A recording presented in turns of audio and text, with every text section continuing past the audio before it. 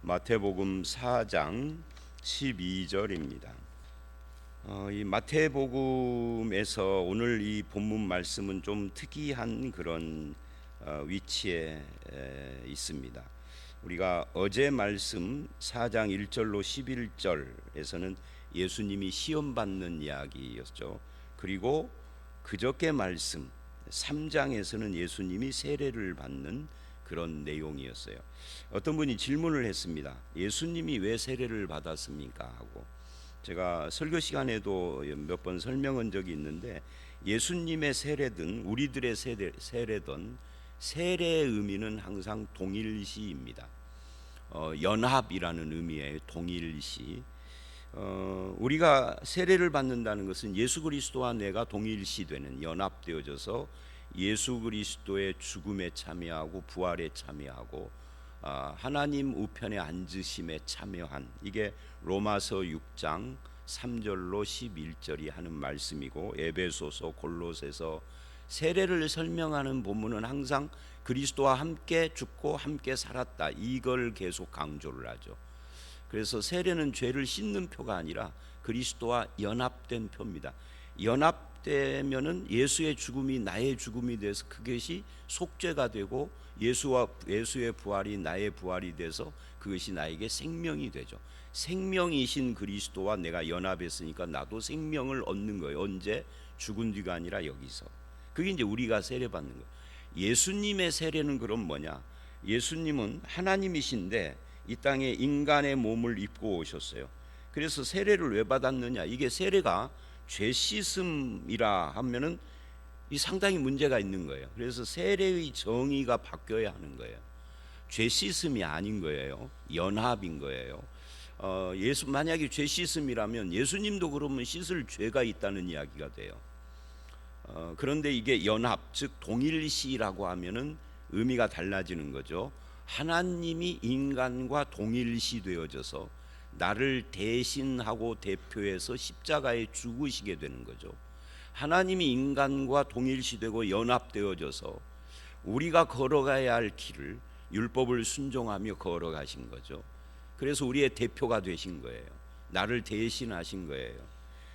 나와 같은 죄인이 돼서 체율, 즉 우리의 모든 것을 공감하시고 이해하고 할 수 있는 중보자가 된 거죠. 이게 히브리서 4장 15절 말씀이죠. 우리의 모든 것을 체휼하신, 그러나 죄는 짓지 않으신.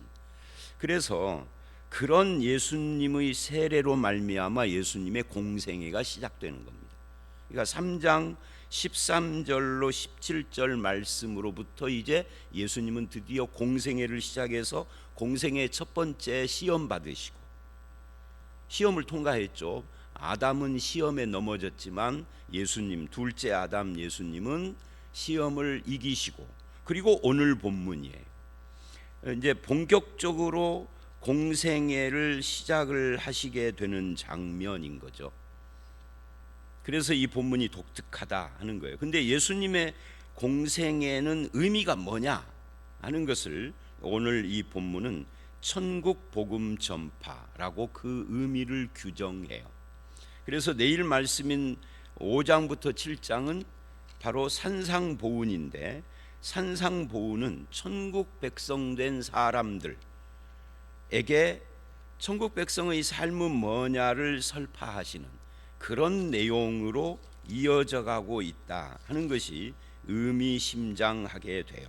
그리고 이제 8, 9장에는 천국의 임재의 증거들, 그게 천국 그러면 나라국, 하나님 나라니까 나라에는 왕이 있죠. 왕이 이 땅에 임재 오셨다는 증거들을 보여주는 것이 8, 9장. 이제 이런 흐름 속에 오늘 본문은 예수님의 공생의 사역이 뭐냐를 이야기를 한다 하는 거죠. 그래서 오늘 본문 17절을 보면 회개하라, 천국이 가까이 왔느니라. 이 가까이 왔다는 것은 아직 안 왔다 이 말이 아니고 이미 와 있음을 이렇게 지금 표현을 한 겁니다. 그래서 이게 앵기켄, 즉 와서 펼쳐지고 있음을 말하는 거예요. 그러니까 천국 통치가 시작됐다 그런 말이에요. 그러니 천국 통치가 시작됐으니 천국 바깥 밭에 있는 사람들 회개하고 들어와라, 그 말이거든요. 회개한다라는 것은 이 나라에 반하는 삶을 살았던 사람들이 돌아서는 거예요. 하나님 나라로 돌아서는 것을 회개라고 그러고, 그럴 때 이 나라로 들어오는 것을 믿음이라. 여기서는 회개와 믿음을 말하지 않고 회개하라라고만 했습니다마는 마가복음에서는 회개하고 믿으라 이렇게 이야기를 하는 거죠. 같은 이야기예요. 그래서 하나님의 통치가 시작되었다. 근데 17절에 보니까 이때부터 비로소 그래요. 이때부터 비로소라고 하는 이게 이제 예수님 공생애의 시작을 알리는 것이죠. 그래서 천국이 와서 통치가 시작됐으니 들어와라 한 뒤에 들어온 백성들 이야기를 오늘 본문 18절서부터 25절이 하고, 5장부터 7장은 천국 백성의 삶이라는 첫 번째 설교를 하고, 8, 9장은 왕의 임재를 이야기를 하고, 이렇게 간다 하는 이야기예요. 자, 이런 구조를 놓고 먼저 12절서부터 16절은 갈릴리로 가신 예수님입니다. 예수님이 요한이 잡혔음을 들으시고 갈릴리로 가셨다. 요한이 잡히셨으니까 요한을 따르던 사람들이 굉장히 많잖아요. 그들을 규합해서 광화문 광장으로 나가 데모를 하던, 군사 조직을 만들어서 뒤집어 엎던, 아니면 그렇게까지 심하게 않더라도 요한을 잡아간 헤롯 정권의 부당함을 설교를 하던, 뭔가 그래야 되는데 갈릴리로 가셨어요. 변두리로 가셨어요. 아무것도 올 수 없는 곳으로. 이 갈릴리라는 것은 이스라엘의 최변두리예요. 우리나라로 말하면 저 함경북도 뭐 아오지 같은 뭐 그런 곳, 아니면 뭐 제주도 마라도 같은 곳, 그런 곳으로 가셨다, 그런 뜻이죠. 왜 그곳으로 가셨는가 하는 거예요. 예수님은 비겁자인가? 행동하는 양심 어쩌고 저쩌고 우리나라 사람들 그런 말을 하기 좋아하는데, 그런 거하고는 좀 거리가 있는 그런 모습입니다. 그래서 우리는 여기서 꼭 정리를 해야 할 것이 있어요. 예수님이 오신 것은 세상을 뒤집어 엎고 정치를 바꾸고 하려고 오신 것이 아니다. 그걸 정치복음이라고 그래요. 사회복음이라고도 하고요. 사회복음을 주장하는 분들이 굉장히 많아요.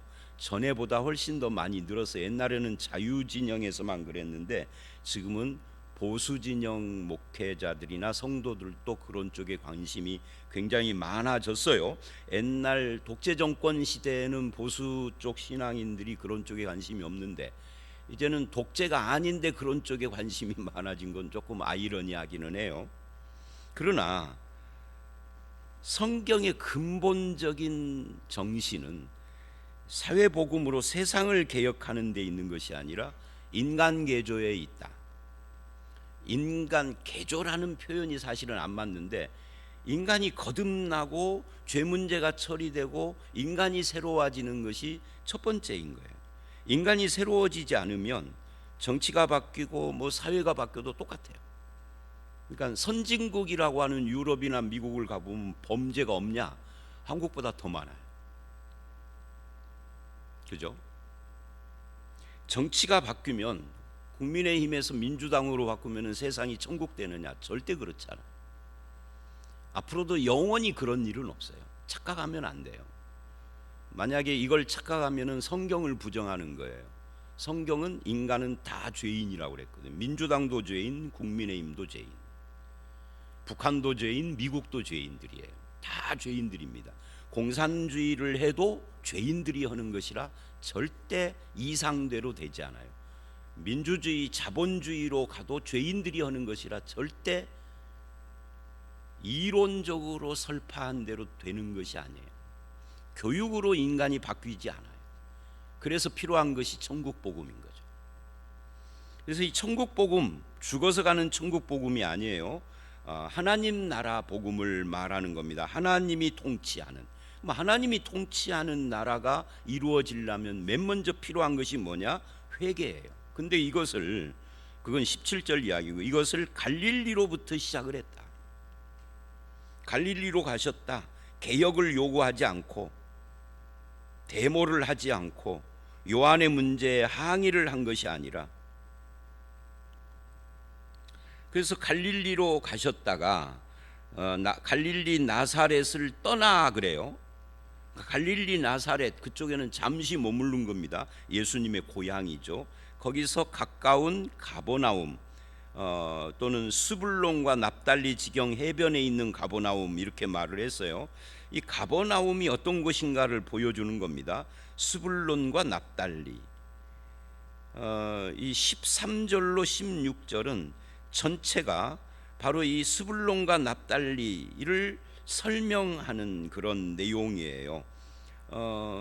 왜 이게 가버나움에 사신이 거기서 사셨는데, 가서 왜 여기서부터 공생애가 시작되는가를 설명하는 것이 14절로 16절입니다. 이 14절로 16절은, 특히 14절은 이사야 9장 1, 2절 말씀의 성취입니다. 거기 이사야 9장을 보면 뭐라고 돼 있느냐 하면, 스불론 땅과 납달리 땅과 요단강 저편 해변길과 이방의 갈릴리여. 그러니까 갈릴리는 분명히 이스라엘 땅입니다. 스불론과 납달리는 이스라엘 지파 중에 하나 이름이잖아요.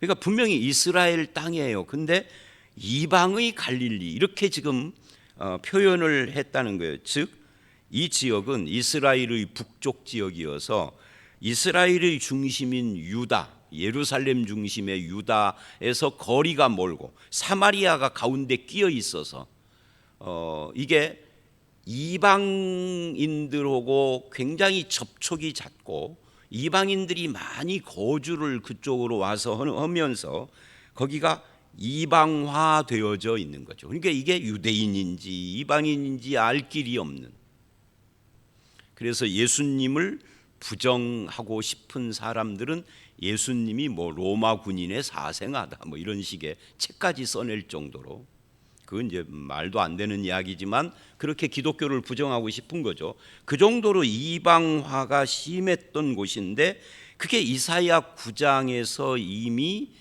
말씀하고 있는 내용이었다. 근데 그곳에서부터 예수님의 사역이 시작된다. 그래서 이 이사야 9장에서 우리가 알고 있는 가장 유명한 표현이 뭐죠? 이사야 9장 1절로 7절을 우리가 직접 읽어보면 가장 유명한 표현이 바로 임마누엘입니다. 처녀가 잉태하여 아들을 낳으리니 하면서 임마누엘의 편만한 날개가 온 땅을 덮게 되는 이야기를 한다고요.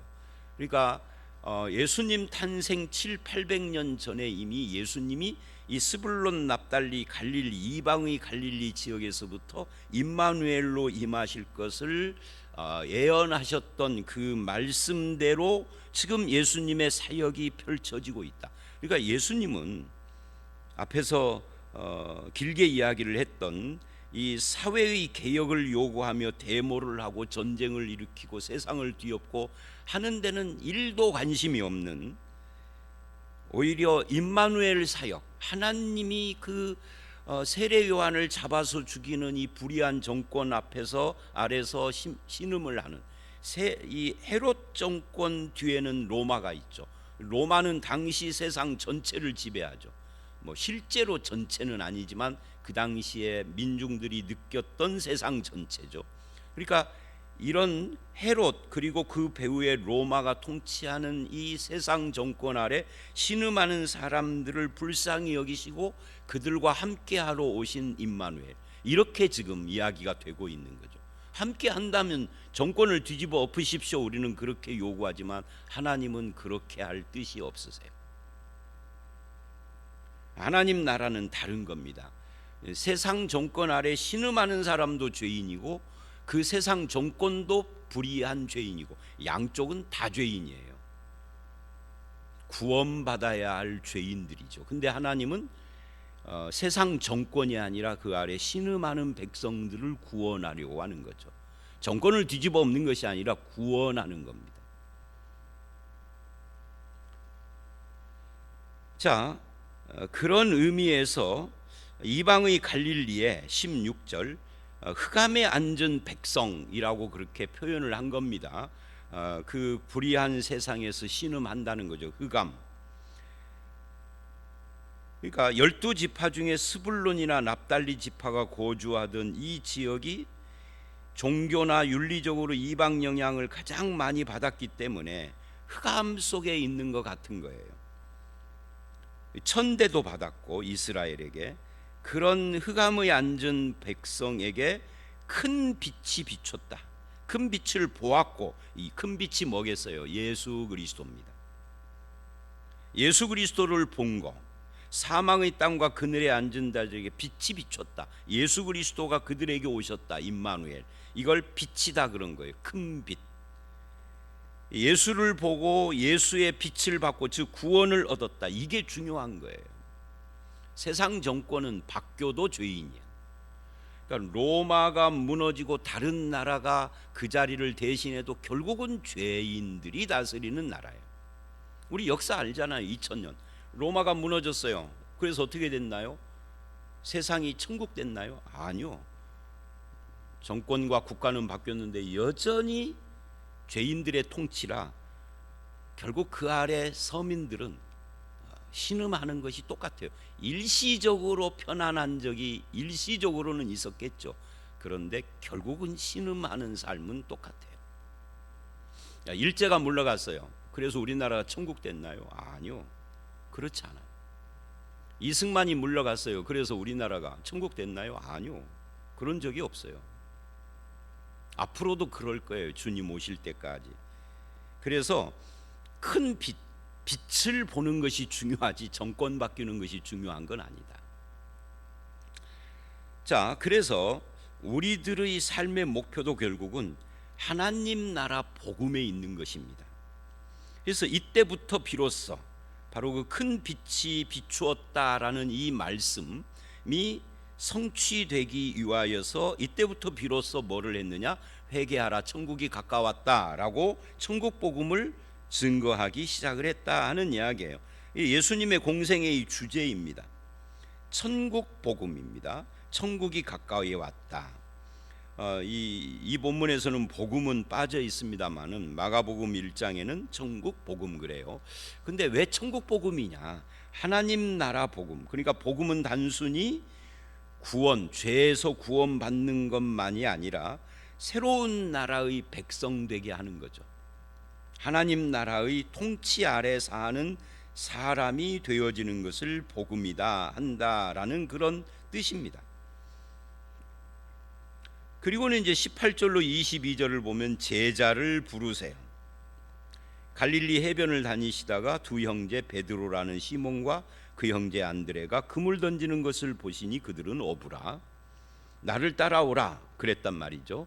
이제 이 말씀이 누가복음 5장에서는 조금 더 자세하게 나와요. 근데 이 마태복음은 그걸 자세히 말하지 않아요. 자세한 내용을 전달하는 것에 초점이 있지 않아요. 누가복음은 자세한 내용에다 초점을 맞췄는데 여기는 천국 복음으로 사람을 불러 천국의 사람으로 만든 그 나라의 제자를 삼았다 하는 것이 초점이니까. 그래서 그들을 부르시되 나를 따라오라. 이 제자는 누구냐? 예수를 따르는 사람이다. 그리고 사람 낚는 어부다. 어부가 되게 하리라. 어부는 내가 되는 것이 아니라 주님이 되게 하시는 거죠. 자, 그래서 제자라고 하는 것은 마데테스, 이 제자라는 뜻이 그런 건데요. 나를 부르신 스승이신 예수 그리스도를 따르는 자, 배우는 자, 담는 자, 그리고 그분이 되게 하신 그 됨을 따라 사명을 감당하는 자가 되는 것이죠. 결국 천국 복음은 사람에게 투자하는 것으로 시작을 한 겁니다. 우리가 할 일도 마찬가지예요. 이제 21절, 22절 보면은 그 외에 더 많은 사람들을 부르시죠. 아직 12명이 다 차지는 않았지만 그렇게 부르시는 내용입니다. 그래서 예수님은 사람에게 투자했다. 사람을 부르시고 그들을 거듭나게 하시고 그들을 양육하시고 사명을 주시고 이런 일을 했다. 오늘 우리도 그렇게 하는 것이 중요하다. 사람을 부르고 세우고 양육하는 것이 굉장히 중요한 문제다 하는 것을 보게 합니다. 그리고 23절로 5절을 보면 이제 거기에서는 앞에는 17절은 천국이 가까웠느니라 하고 여기서는 천국 복음을 전파하며 하고 복음을 거기다 함께 덧입혔죠. 그래서 복음은 기쁜 소식인데 하나님 나라의 기쁜 소식이다, 그런 뜻입니다. 천국 복음. 이 천국 복음을 전파하셨다. 근데 그냥 전파한 것이 아니라 백성 중의 병과 약한 것을 고치며 전파를 했죠. 자, 여기서 우리가 중요한 것은 이런 거예요. 병 고침이 목적이냐, 병 고침이 초점이냐, 그런 건 아닙니다.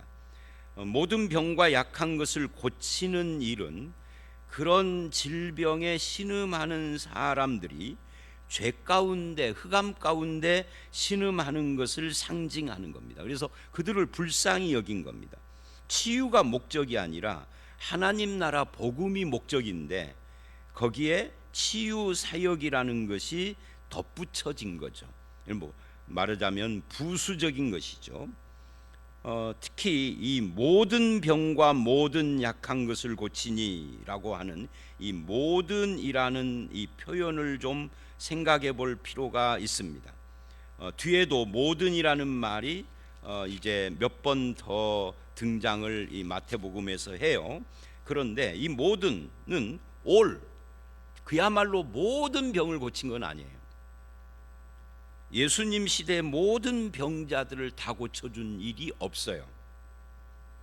결국 예수님은 모든 병을 고친 것이 아니라 모든 병을 고치는 것으로 천국 복음을 전파하는 일의 도구로 삼았다 하는 것을 말하고 있는 거예요. 그래서 이 문단의 주제는 천국 복음이다 하는 겁니다. 이것을 위하여서 세 가지 일을 했다라는 것을 지금 23절이 보여줘요. 첫째는 가르침, 두 번째는 전파, 세 번째는 고침입니다. 이 가르침이라고 하는 것은 티칭입니다. 그야말로 가르치는 거죠. 전파라고 하는 것은 이게 선포하는 겁니다. 선포하는 것과 가르치는 것은 좀 달라요. 그 다음에 고침, 힐링, 이 세 가지를 병행을 했는데 핵심이 천국 복음이라는 거죠. 자, 그래서 교회도 결국은 천국 복음을 가르치고 전파하고 그것에 필요한 사역들을 하는 거예요. 고침도 필요하지만 구제도 필요하고 또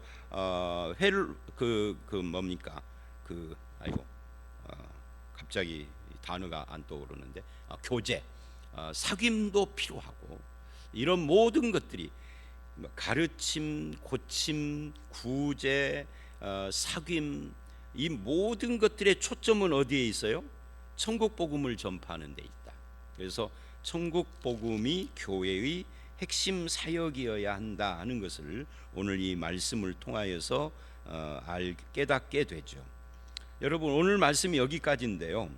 어떻습니까? 저와 여러분은 흑암에 앉은 백성과 같은, 또 이방의 갈릴리에 사는 자들과 같았는데 주님께서 회개하고 천국에 들어오라 라고 하는 이 초청을 통하여서 그 복음을 듣고 예수 그리스도를 믿었습니다. 이제 우리는 예수를 따르는 자요, 사명을 가진 어부와 같은 존재입니다. 내가 사는 삶이 사람을 낚는 어부의 삶, 나를 통하여서 누군가가 주님을 보게 하고 하나님 나라 복음을 접촉하게 하고, 이 일을 위해서라면 가르침도 필요하고 전파도 필요하고 고침이나 사귐도 필요하고 뭐 여러 가지 것들이 필요해요. 나의 것을 나누는 것도 필요하고, 그런 사역을 위해서 통해서 하나님 나라 복음이 나를 통해서, 우리 교회를 통해서 드러나는 그런 일에 열매를 맺어가는 우리 모두의 삶이 되시기를 주의 이름으로 축원합니다. 함께 기도하겠습니다.